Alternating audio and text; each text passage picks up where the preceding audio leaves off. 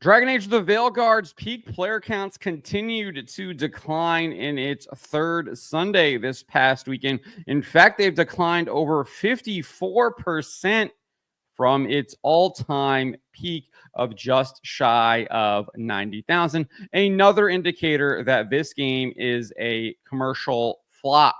Roll this up over at fandompulse.com. You can find the link in the description below. I highly suggest you head on over there, become a subscriber, join our mailing list, and then become a paid subscriber so we can continue bringing this type of content to you every single day. So, according to SteamDB, Dragon Age the Veilguard's most recent 24-hour peak only hit 40,974 concurrent players. That is a decline of 54.2% from the game's all-time peak of 89,418. You can see that chart there. It's actually declined even further on Monday. It only hit a peak concurrent of 27,573. I like using the Sunday because that is when it did hit its all-time peak, was on that first Sunday, which I believe was November 3rd. And then obviously the second Sunday, we saw that decline on November 10th. And then obviously this number right here, 40,974, is November 17th. So I think that's a good barometer to look at it. Obviously, during the week, it's going to be a lot lower because that's just kind of what we've seen with this game so far. So I like the Sunday, but clearly it's losing a lot of steam here. We might even see it below 20,000 next Sunday as people stop playing this game. No one is picking up the game or purchasing it moving forward because word of mouth on this game is not good. And as I said, I do think people are stopping playing this game. When I reported on this game last week, I did look at some of the Steam achievements, and we saw that 42.1% of players had achieved the Part 7 Fire, Feather, and Fade achievement, while only 28.8% had acquired the Part 8 No Sacrifice Greater achievement.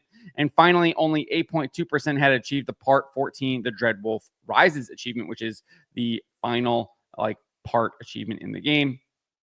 We have seen those achievements increase, albeit marginally. Now we're just sitting at 49.8% of players have achieved the Part 7 achievement. So we've seen that increase by about 7-8 points there.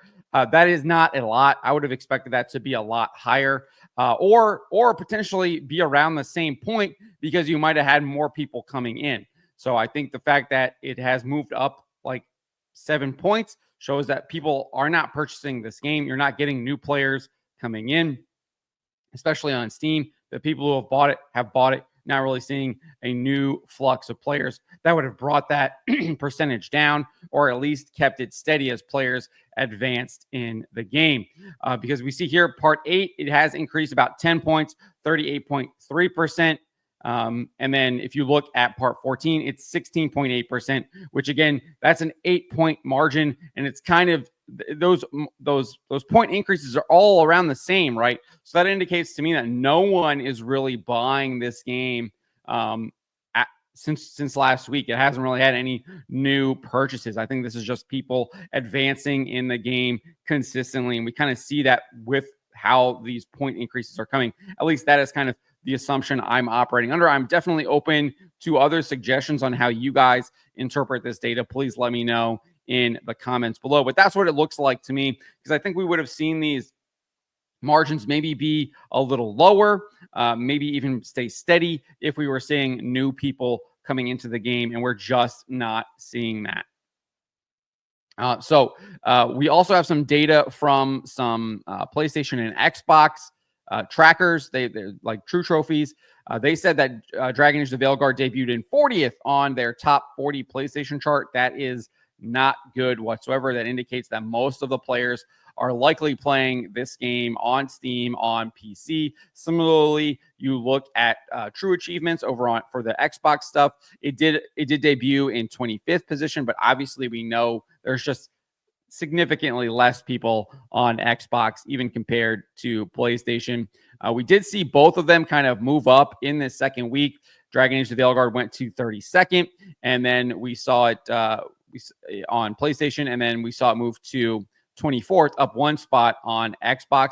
That's not surprising. That's kind of what we saw with Star Wars Outlaws. It did kind of move up a little bit and then it kind of fell off once we got further down.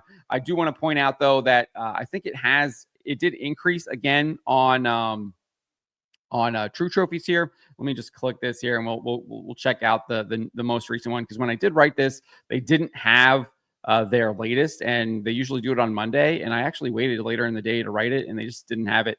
So let's see if this is working here. All right, so here we go. So they didn't have it when I wrote the article, but you can see it right here. We got to scroll down a little bit. Let's just do the search. There it is. That's Dragon Ball. That's not. So you can see 34th. It did decline on the PlayStation list there. I think that it'll probably off the chart next week. And then if we look at the Xbox here, hopefully it'll load a little bit better than the PlayStation one did. If we look at this one here, oh yeah, much better. What was going on with the PlayStation one? Who knows? So if we go to the chart here, it did decline again in its third week here to 28th. So we're seeing it kind of fall off the charts. I expect it to be completely off the PlayStation chart by next week. I would not expect it. I expect it to be probably off the Xbox chart too. We'll see. I mean, not a lot of competition here, right? I mean, you're looking at Starfield, etc., Elder Scrolls 5, games that have been out for more than a year, Fallout 76, etc. So it might be able to stay up on Xbox, but I think it will not survive on PlayStation, given the fact that where was it at here? It was what, 38th or something like that on PlayStation. This is Xbox. I'm on the wrong one. This is the PlayStation one. Yeah, it was whoops, this is still Dragon Ball. It was 34th. So I think it'll fall off. And then as far as sales, we don't have any data whatsoever. The latest rumor we have is that it passed over 1 million sales. That came from Smash JT. You can see right here, he posted this on X. I've just been informed by my source at Bioware that they've been updated over the weekend, and Dragon Age: The Veilguard has now crossed over 1 million sales. Obviously, that was a week ago. So we'll see what happens there. They did, Bioware did include this thread here on X where they shared a bunch of statistics. So if you look at this right here, you see like what class did you play as? They got a bunch of other things here. What was your lineage? Mission with the most deaths? What was your faction? Deadliest enemy, etc. And usually you see like how many players completed some task or something like that, which gives you an idea of how many sales are when they do these kind of like data dumps like this. And interestingly enough, absolutely nothing on player data. And I think that tells you everything you really need to know about this game. The silence is deafening, because if they had at least sold even 1 million within a week or 2 weeks, you think they would have been touting that.